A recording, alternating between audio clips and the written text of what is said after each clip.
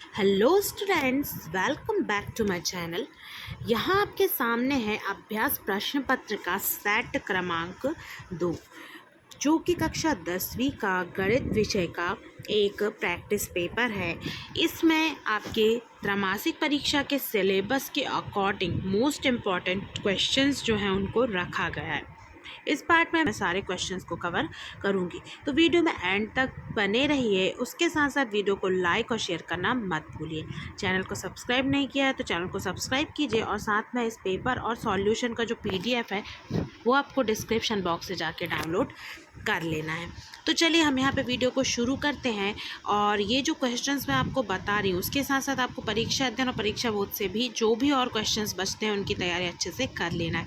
लेकिन ये क्वेश्चंस भी बहुत महत्वपूर्ण हैं क्योंकि ये पिछले सालों में पूछे जा चुके हैं। तो हम यहाँ पे क्वेश्चन नंबर 6 देखेंगे कि संख्या 4, 16, 20 का एचसीएफ ज्ञात कीजिए। तो ये रहा यहाँ पे आपका हल। तो यहाँ पे जब निकालेंगे तो यहाँ पे क्या होगा, उत्तर जो हो जाएगा वो हो जाएगा 4। फिर अगला प्रश्न है इसका अथवा अभाज्य गुणनखंड यहाँ पे आपको ज्ञात करना है 140 के और 156 के। तो ये रहा इसका हल। 140 के जो अभाज्य गुणनखंड हैं वो आ जाएंगे यहाँ पे 4 गुणा 5 गुणा 7, और यहाँ आ जाएंगे 156 के 4 गुणे 3 गुणे 13।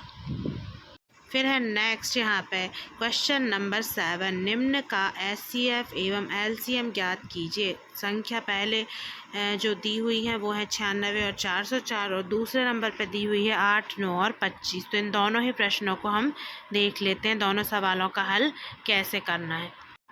वीडियो को जल्दी से लाइक कर दीजिए और वीडियो को एंड तक ज़रूर वॉच करिए ताकि आपके इम्पॉर्टेंट क्वेश्चंस यहाँ पे आपके प्रिपेयर हो जाएं। यदि थोड़ा बहुत डेटा चेंज होता है, मतलब कि संख्याएं बदल के भी ऐसे के ऐसे प्रश्न पूछे जा सकते हैं। बस आपको इनको करने का जो तरीका है वो पता होना चाहिए, सूत्र याद होना चाहिए। यदि ये सब आपने कर लिया है, मोस्ट इम्पॉर्टेंट क्वेश्चंस की प्रैक्टिस कर लिया है, तो उनसे ही मिलते जुलते क्वेश्चन आपको आएंगे और डेफिनेटली आप बहुत अच्छा स्कोर आपके एग्ज़ाम में कर पाएंगे। तो ये यहाँ पे 9696 इसका आंसर हो जाएगा जब इसका यहाँ पे एलसीएम निकाला जाएगा। और इसी तरीके से यदि एचसीएफ निकालेंगे तो इसका आंसर 4 हो जाएगा। फिर उसके बाद यहाँ पे देखिए 8, 9 और 25 में, तो यहाँ पे इसका जो एचसीएफ है वो है 1 और एलसीएम जो है वो हो जाएगा 1800। ठीक है, तो ये हो गए दोनों प्रश्नों के हल। फिर इसका अथवा सिद्ध कीजिए कि परिमेय संख्या 3√2 एक अपरिमेय संख्या है। तो ये रहा इसका हल। तो यहाँ पे आपको इस तरीके से इसको प्रूफ कर देना है। फिर है यहाँ पे प्रश्न क्रमांक 8, सिद्ध कीजिए कि √5 एक अपरिमेय संख्या है। तो ये यहाँ पे आपको इस तरीके से इसका हल करना है। ये थोड़ा सा बड़ा है क्वेश्चन, फिर अंत में आपका यहाँ पे निष्कर्ष आ जाएगा कि ये जो √5 है वो एक अपरिमेय संख्या होगी। उसके बाद इसका अथवा है युग्म का एचसीएफ और एलसीएम ज्ञात कीजिए तथा जांच कीजिए कि दो संख्याओं का गुणनफल एचसीएफ गुणा एलसीएम पहले में 6 और 20। इनका आपको जांच करना है कि एलसीएम और एचसीएफ कितना होगा। उसके साथ साथ इनका गुणनफल दोनों का, मतलब कि एचसीएफ और एलसीएम जो आएगा उसका गुणनफल कितना होगा। तो ये देखिए यहाँ पे इसका एचसीएफ 2 हो जाएगा, एलसीएम 60 हो जाएगा। ठीक है, उसके बाद इनका गुणा करना है तो आप 2 का गुणा 60 में कर दीजिए, तो यहाँ पे 120 जो हो जाएगा वो उत्तर हो जाएगा। फिर है यहाँ पे प्रश्न क्रमांक 9। प्रश्न क्रमांक 9 में क्या पूछा गया है, तो प्रश्न क्रमांक 9 में पूछा जा रहा है कि एक द्विघातीय बहुपद ज्ञात कीजिए जिसके शून्य का योग √2 एवं गुणनफल 1/3 है। तो ये रहा इसका हल। यहाँ पे अल्फा धन बीटा ऋण b/a से निकालेंगे, अल्फा बीटा निकाल लिया इसका। फिर उसके बाद यहाँ पे देखिए आखिरी में यहाँ पे a बराबर 3, b बराबर √2 और c बराबर 1 हो जाएगा। तो अभीष्ट यहाँ पे बहुपद जो है वो निकाल लिया है हमने मान को रख के। यहाँ पे हमें यहाँ पे इनका जो योग है और वो गुणनफल बताना था, जो कि यहाँ पे प्रूफ हो गया। फिर उसके बाद है बहुपद t² - 15 के शून्य ज्ञात कीजिए। तो ये देखिए, ये रहा इसका उत्तर। यहाँ पे इसको हल किया जाएगा। उसके बाद फिर सत्यता की जांच भी यदि आ जाती है तो आप अल्फ़ा धन बीटा और अल्फ़ा बीटा का जो सूत्र है उसके द्वारा इसकी सत्यता की जांच कर सकते हैं। ठीक है, तो यहाँ पे ये इसका पूरा हल है। तो आपको मेन अभी क्वेश्चन में सिर्फ इतना करना है सत्यता की जांच के पहले तक। ठीक है, यहाँ पे आपने बता दिया कि शून्य कितने होंगे, ऋण √15, और जो यहाँ पे बीटा है वो हो जाएगा आपका √15।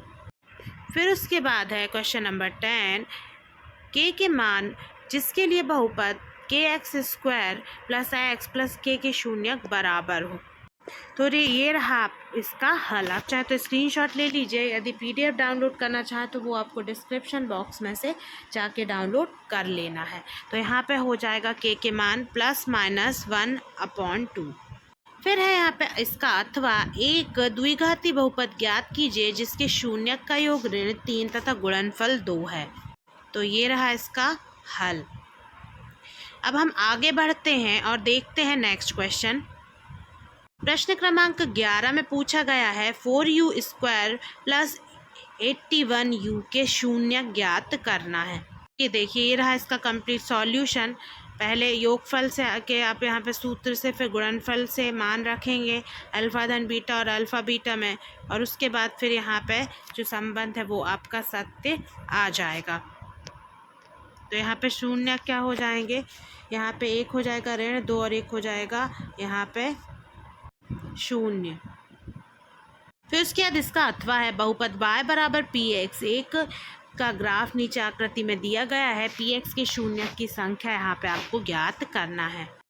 तो ये वाला क्वेश्चंस आपको खुद से ही अपनी प्रैक्टिस के लिए करना है, और ये वाला क्वेश्चंस आपको कंप्लीट करके टेलीग्राम में जो आपका जो भी हैंडल है उस पर आपको सेंड कर देना है। उसके बाद है क्वेश्चन नंबर 12, अनुपात A1/A2 यहाँ पे फिर B1/B2 और C1/C2 की तुलना कर ज्ञात कीजिए कि निम्न समीकरण जो रैखिक समीकरण के योग में है संगत है असंगत। तो ये यहाँ पे 3x धन 2y = 5 और 2x धन 3y = 7 ये दिए गए हैं। तो ये संगत है असंगत, ये आपको तुलना करके ज्ञात करना है। तो ये देखिए, ये रहा इसका हल। यहाँ पे आप जब तुलना करेंगे तो पता चलेगा कि A1/A2 बराबर नहीं है B1/B2। ठीक है, तो इसके बाद फिर आपको नीचे यहाँ पे लिख देना है कि ये जो रेखा है वो एक बिंदु पर प्रतिच्छेद करती है, इसलिए जो समीकरण युग्म है उसका अद्वितीय हल होगा। ठीक है, फिर यहाँ पे आपको अथवा में क्या करना है कि प्रतिस्थापन विधि से हल करना, और ये बहुत इम्पॉर्टेंट है। ठीक है, x धन y संख्या कुछ भी आए लेकिन प्रतिस्थापन विधि से कैसे करना वो देख लीजिए। x धन y = 14 और x ऋण y = 4। तो ये देखिए, ये रहा इसका हल। प्रतिस्थापन विधि से हल करने के लिए आप क्या करेंगे कि y का मान x के रूप में निकाल लेंगे और यहाँ समीकरण में रख देंगे, और नीचे हल करेंगे तो x का मान आ जाएगा, और फिर दूसरे समीकरण में रख के y का मान ज्ञात कर लेंगे। तो x = 9 और y = 5 यहाँ पे आपको मिल जाएगा। फिर है प्रश्न क्रमांक 13, दो संख्याओं का अंतर 26 है तथा एक संख्या दूसरी संख्या से 3 गुनी है, तो उन्हें ज्ञात कीजिए। यहाँ मान लिया है इन्होंने कि दो संख्या x और y हैं। उसके बाद फिर ये जो दिया हुआ है उस तरीके से इनने इसको निकाला है। ये देखिए, तो अंतर यहाँ पे 26 है और साथ में एक संख्या दूसरे से 3 गुनी है, तो उसके आधार पे समीकरण नंबर 2 आ जाएगा। फिर इसको हल कर दिया और आखिरी में जो संख्याएं हैं वो x और y के मान ज्ञात होने पे आ जाएगा 39 और यहाँ पे 13। फिर है इसका अथवा निम्नलिखित समीकरण को विलोपन विधि से हल करना। तो यहाँ पे विलोपन और साथ में प्रतिस्थापन दोनों ही विधि इंपॉर्टेंट है, आप कंफ्यूज नहीं हुए। संख्या ये दी हुई है तो हम इसका हल देख लेते हैं।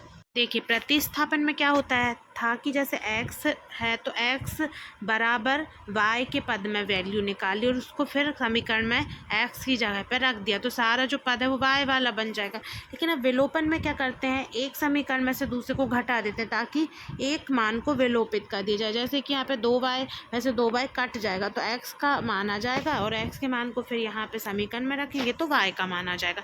तो इस तरीके से यहाँ पे x बराबर 2 और y बराबर 4 आ जाएगा।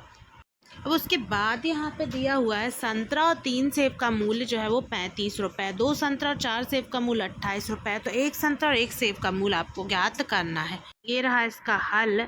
आपको मान लेना है कि 1 संतरे का मूल्य x है और 1 सेब का मूल्य y है। उसके बाद शर्त के अनुसार जैसे यहाँ पे दिया हुआ है कि 3 सेब का और 5 संतरे का मूल्य कितना है 35, इस तरीके से 2 संतरे और 4 सेब का मूल्य 28 है, यहाँ 5 संतरे हैं, ठीक है ना। फिर उसके बाद इसको हल कर देना है आपको। तो इन्होंने विलोपन विधि का प्रयोग करके हल किया है और x का मान कितना निकाल लिया इन्होंने 4 और y का मान 5। तो इसलिए इन्होंने इसके आधार पर 1 संतरे का मूल्य 4 रुपये और 1 सेब का मूल्य 5 रुपये आ जाएगा। फिर है इसका अथवा, 2 अंकों की एक संख्या एवं उसके अंकों को उलटने से बनी संख्या का योग 66 है। यदि संख्या के अंकों का अंतर 2 है तो संख्या ज्ञात करो। ये देखिए सेव वाला एक जो क्वेश्चन था पहले तो ये देख लीजिए, तो उसमें ना 2 तरीके के प्रश्न है। देखिए एक तो ये वाला है 35 रुपये वाला और एक ऊपर है ये आपका,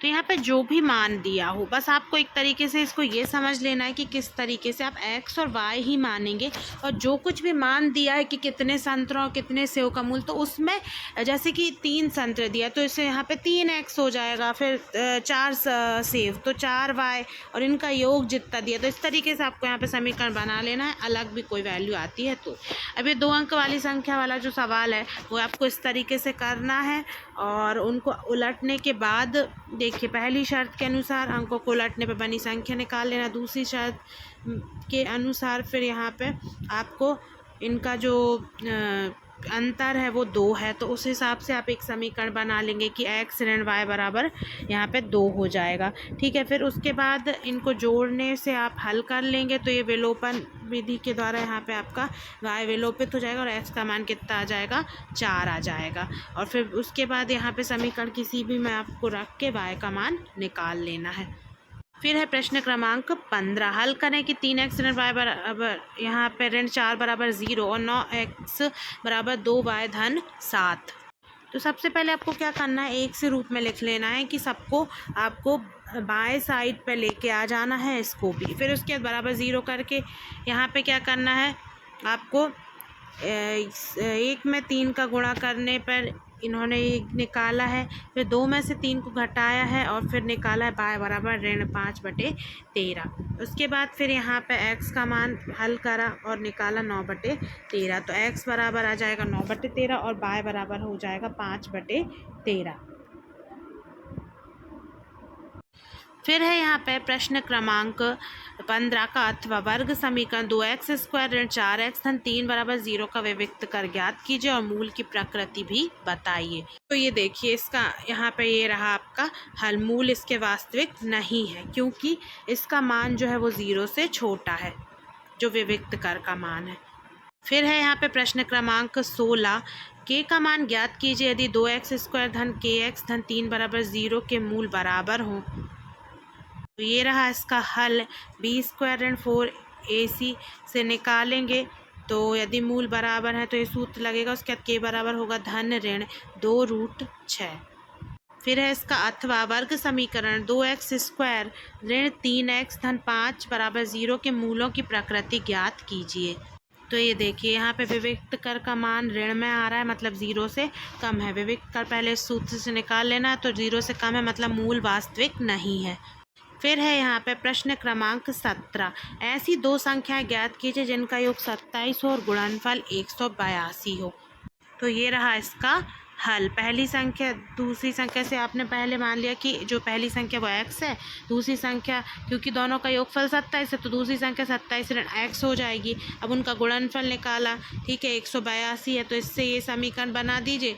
उसके बाद फिर इसको हल करके निकालें तो x बराबर कितना आ जाएगा 13 और उसी 13 को रख दिया दूसरे समीकरण में यहाँ पे क्योंकि दोनों का योग 27 है तो उस हिसाब से घटाएंगे तो 14 आ जाएगा। तो दो संख्या 13 और 14। फिर उसके बाद है यहाँ पे इसका अथवा गुणनफल विधि से ज्ञात कीजिए। आपको समीकरण को हल करना है कि यहाँ पे दिया हुआ √2x का स्क्वायर धन 7x धन 5 √2 बराबर 0। तो ये रहा इसका हल। आखिरी में ये आपका उत्तर आ जाएगा। x के यहाँ पे जो 2 मान है वो निकल जाएंगे।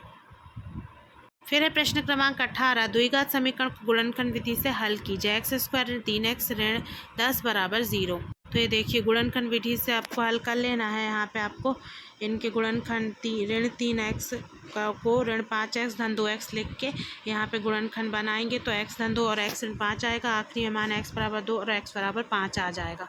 फिर है इसका अथवा दो संख्याएं ज्ञात कीजिए जिनका योग 17 और गुणनफल 72 हो।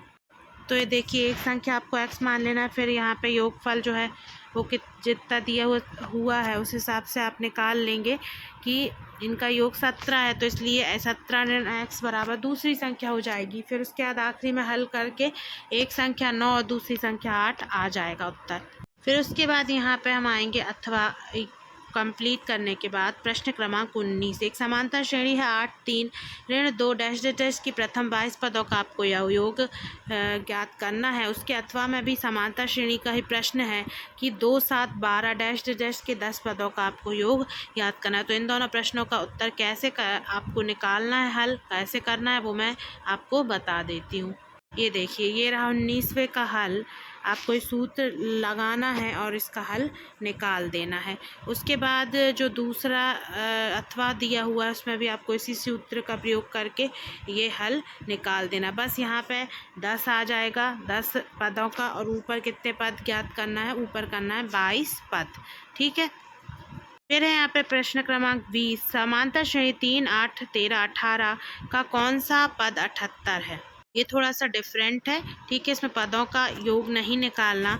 तो आपको मान लेना है कि n पद 78 और इस पद को निकालने के लिए आपको ये वाला सूत्र लगाना है, मान रखना है और आखिरी में आ जाएगा आपका उत्तर 16। तो मतलब 16वां पद जो है वो 78 होगा।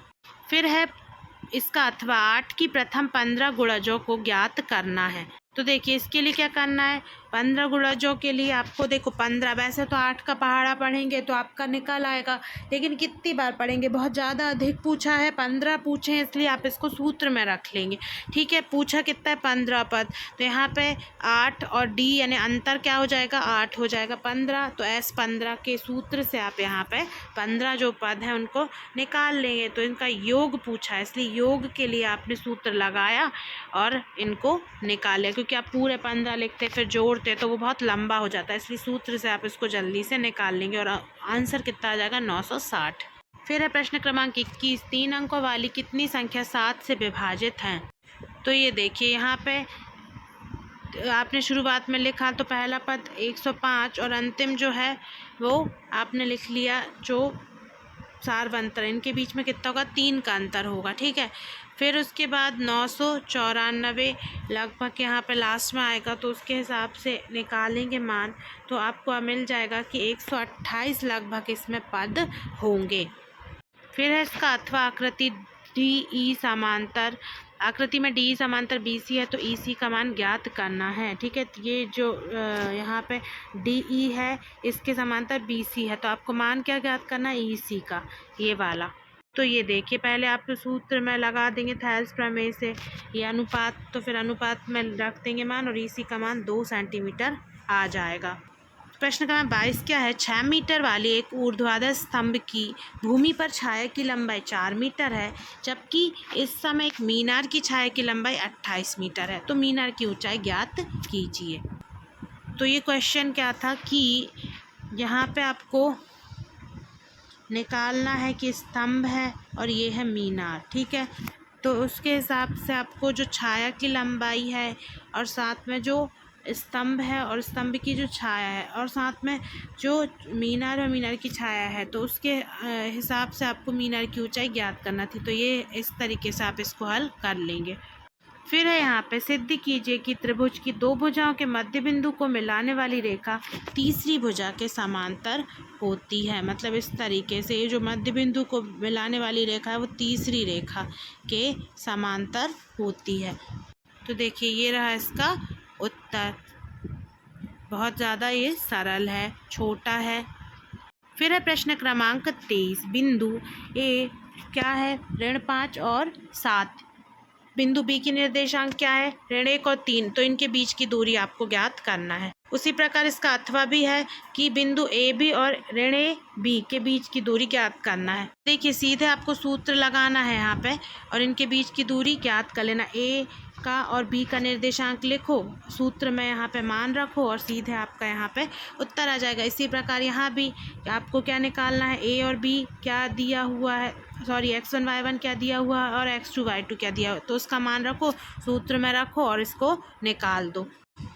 तो यहाँ पे आपका सेट नंबर 2 कंप्लीट हो गया है। उसमें जो भी क्वेश्चन है वो मैंने सारे कंप्लीट करवा दिए हैं। ओटी और क्वेश्चन सारे आपके यहाँ पे कवर हो चुके हैं। तो वीडियो को एंड तक ज़रूर देखिए, साथ में लाइक और शेयर करना मत भूलिए। Thanks for watching this video.